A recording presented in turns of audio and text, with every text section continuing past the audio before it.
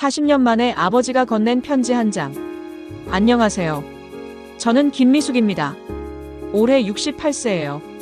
오늘 여러분께 들려드릴 이야기는 제가 평생 안고 살았던 가장 깊은 상처와 그 상처가 어떻게 치유되었는지에 관한 이야기입니다. 혹시 가족 중에 오랫동안 서먹한 관계로 지내고 계신 분이 있으시다면 이 이야기가 조금이라도 도움이 되었으면 합니다. 제가 27살 되던 해였습니다. 결혼을 앞두고 아버지와 큰 싸움을 했어요. 제가 택한 남자가 아버지 마음에 들지 않았거든요. 그 남자는 안 된다. 집안도 변변찮고 가난한 놈이야. 아버지는 반대하셨어요. 하지만 저는 사랑하는 사람과 결혼하고 싶었어요. 아버지, 전 저 사람과 결혼할 거예요. 사랑보다 중요한 게 뭐가 있어요? 그때 아버지가 하신 말씀. 너 그 남자와 결혼하면 내 딸로 생각하지 않겠다. 정말 그렇게 되었습니다. 결혼식에 아버지는 참석하지 않으셨어요. 결혼식장에서 신부 아버지가 해야 할 모든 역할을 큰아버지가 대신해 주셨죠.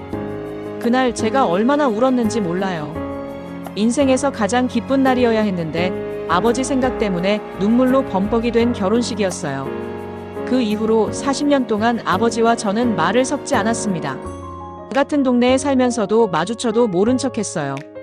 아버지는 고집이 세신 분이었거든요. 한번 정한 건 절대 바꾸지 않으시는. 저도 마찬가지였어요. 왜 아버지가 먼저 사과하지 않으시나 그런 생각만 했죠. 하지만 속으로는 너무 그리웠어요. 어릴 때 아버지는 정말 저를 예뻐해 주셨거든요. 제가 아픈 날이면 밤새 간병해 주시고 제가 좋아하는 간식을 사오시려고 멀리까지 가시기도 하셨어요. 그런 아버지가 제 결혼 때문에 그렇게 변하신 거예요. 세월이 흘러 저희 남편도 성공했어요. 작은 사업을 시작해서 점점 키워나가더니 나중에는 제법 큰 회사를 운영하게 되었거든요. 아이들도 모두 좋은 대학에 가고 좋은 직장에 취직했어요. 그래도 아버지는 꿈쩍도 안 하셨어요. 어머니를 통해서만 소식을 들었습니다. 어머니가 가끔 몰래 오셔서 그러시더라고요. 미숙아, 내 아버지가 얼마나 후회하시는지 몰라. 그런데 체면 때문에 먼저 연락을 못 하시겠다고 하시더라. 그럴 때마다 마음이 아팠어요. 저도 아버지가 보고 싶었거든요. 특히 아이들이 클 때마다 더 그랬어요. 아이들이 운동회 할 때, 졸업식 할 때. 다른 할아버지들은 다 오시는데 우리 아버지만 안 오시니까. 아이들이 물어보더라고요. 엄마, 왜 할아버지는 안 와? 우리한테 관심이 없어? 그럴 때마다 뭐라고 대답해야 할지 정말 막막했어요. 아버지 75세 생신 때였어요. 어머니가 저에게 연락하셨어요. 미숙아, 내 아버지 나이가 이제 많으셔. 언제까지 이럴 거니? 생신상이라도 차려드리면 안 되겠니? 마음은 있었지만 여전히 어려웠어요. 40년 동안 쌓인 벽이 그렇게 쉽게 무너질까? 그런데 그해 가을, 어머니가 갑자기 쓰러지셨어요. 뇌출혈이었어요. 급하게 병원으로 모셔갔는데 의식불명 상태가 계속되더라고요. 병원에서 며칠을 보내는 동안 아버지와 저는 어머니 병실에서 마주쳤어요. 처음에는 정말 어색했어요. 40년 만에 같은 공간에 있으니까 뭐라고 말을 해야 할지 모르겠더라고요. 아버지도 마찬가지셨던 것 같아요. 계속 어머니만 바라보고 계시더라고요.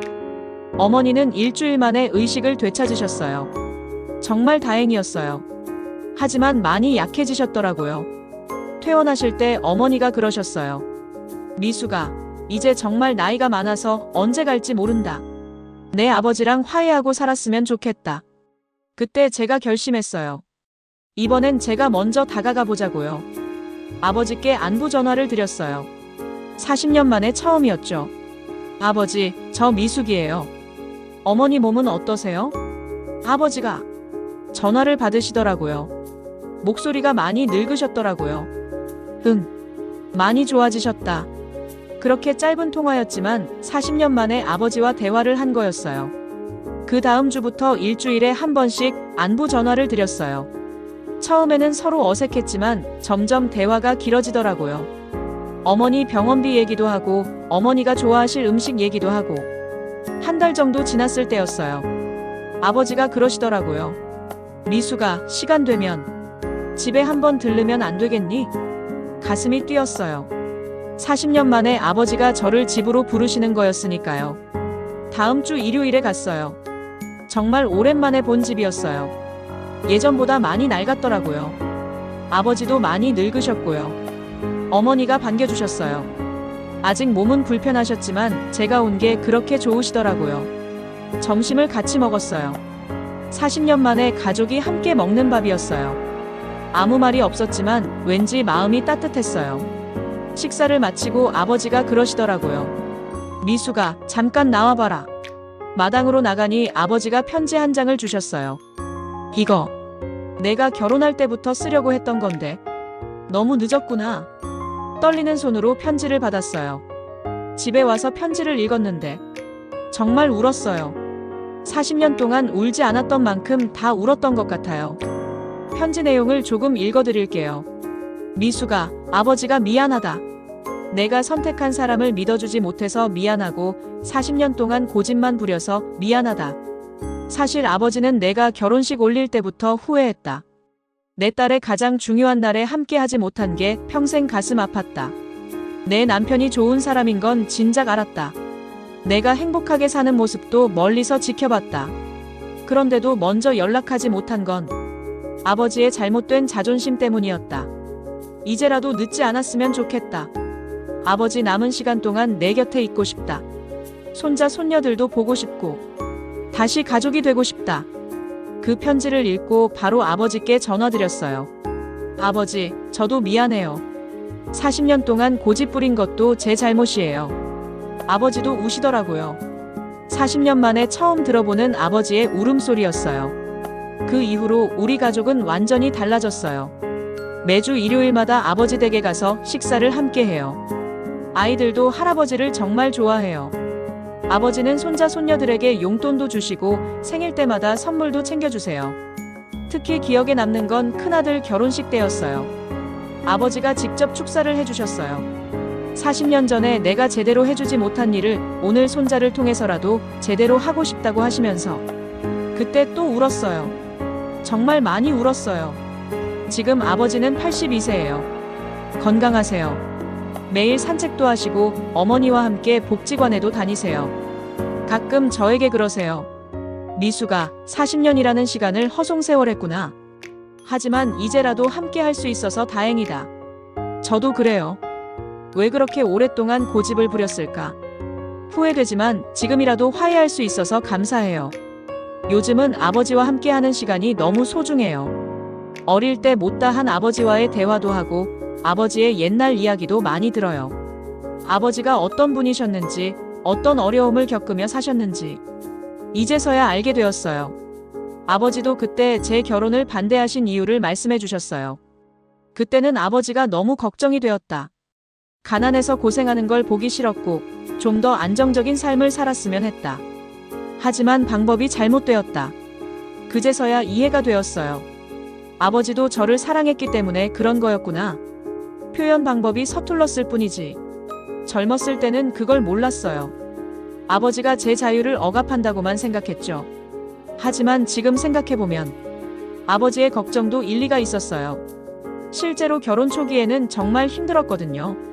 남편이 사업을 시작할 때까지 몇 년 동안은 정말 어려웠어요. 그때 아버지가 계셨다면 많은 도움이 되었을 텐데 40년이라는 시간이 아깝긴 하지만 지금이라도 늦지 않았다고 생각해요. 아버지와 함께 보내는 지금의 시간들이 그 40년을 보상해주는 것 같아요. 손자 손녀들도 할아버지를 정말 좋아해요. 특히 막내 손녀가 할아버지와 제일 친해요. 매번 올 때마다 할아버지 무릎에 앉아서 떨어지지 않아요. 아버지도 그 모습을 보실 때마다 정말 행복해하세요. 이런 기쁨이 있는 줄 몰랐다고 하시면서 가족이라는 게 정말 신기해요. 아무리 오랫동안 떨어져 있어도 아무리 깊게 상처를 받아도 결국은 다시 만나게 되는 것 같아요. 혈육이라는 끈은 정말 끊어지지 않는 것 같아요. 지금도 가끔 생각해요. 만약 어머니가 아프지 않으셨다면 우리가 화해할 수 있었을까? 아마 계속 그렇게 살았을지도 몰라요. 어머니의 병이 우리에게는 오히려 축복이었던 것 같아요. 요즘 아버지와 계획하고 있는 일이 있어요. 가족 여행을 가자는 거예요. 아버지, 어머니, 저희 부부, 그리고 아이들까지 다 함께 40년 만에 처음 가는 가족 여행이에요. 아버지가 가고 싶어 하는 곳이 있으세요? 제주도예요. 아버지가 젊었을 때 신혼여행으로 가고 싶어 하셨던 곳인데 그때는 형편이 안 되어서 못 가셨다고 하세요. 이번에는 제가 모시고 가려고 해요. 가끔 후회해요. 왜 40년이나 기다렸을까? 좀 더 일찍 화해했더라면. 하지만 후회만 하고 있을 수는 없잖아요. 앞으로 남은 시간이라도 소중히 보내야죠. 혹시 이 이야기를 듣고 계신 분들 중에 가족과 오랫동안 서먹한 관계로 지내고 계신 분이 있으시다면 용기 내서 먼저 연락해 보세요. 자존심이나 체면 같은 건 정말 중요하지 않아요. 가족보다 소중한 건 없어요. 시간은 우리를 기다려주지 않아요. 저희처럼 40년이라는 시간을 허비하지 마세요. 물론 쉽지 않을 거예요. 저도 처음 아버지께 전화드릴 때 정말 떨렸어요. 거절당할까봐 무서웠고요. 하지만 해보니까 생각보다 어렵지 않았어요. 가족이니까. 결국은 마음이 통하더라고요. 작은 것부터 시작하세요. 안부 전화 한 통, 문자 메시지 하나. 그런 작은 것부터 시작하면 돼요. 중요한 건 진심이에요. 진심으로 화해하고 싶다는 마음. 저는 이제 후회하지 않아요. 40년이라는 시간은 아깝지만 지금 아버지와 함께하는 시간이 너무 행복해요. 매주 일요일이 기다려져요. 아버지 댁에서 함께 보내는 시간이. 어제 아버지가 그러시더라고요. 미수가, 아버지가 너에게 물려줄 재산은 많지 않다. 하지만 사랑은 많이 물려주고 싶다. 그 말을 듣고 또 울었어요. 좋아서. 재산보다 중요한 게 사랑이죠. 아버지의 사랑을 40년 만에 다시 받고 있어요. 늦었지만 정말 감사해요. 앞으로 아버지가 계신 동안 하루하루를 소중히 보내려고 해요. 못다한 대화도 많이 하고 함께 가고 싶은 곳도 많이 가고 아버지와의 추억을 많이 만들고 싶어요. 마지막으로 하고 싶은 말씀은 가족의 소중함을 너무 늦게 깨달았다는 거예요. 젊었을 때는 자존심이 더 중요했는데 나이가 들어보니 그런 건 정말 하찮은 거더라고요. 가족과 함께하는 시간은 한정되어 있어요. 언제까지나 함께 할 수 있는 게 아니에요. 그 시간을 소중히 하세요. 오늘 당장 가족에게 연락해 보세요. 안녕하세요, 잘 지내세요. 그런 간단한 말이라도 그 한마디가 40년 된 벽도 무너뜨릴 수 있어요. 저희 가족처럼 늦기 전에 화해하고 사랑하고 함께 하세요. 그게 인생에서 가장 중요한 일이에요. 오늘도 제 이야기를 들어주셔서 감사합니다. 여러분 모든 분들의 가정에 평화와 사랑이 가득하기를 바라며 다음에 또 좋은 이야기로 찾아뵙겠습니다. 감사합니다.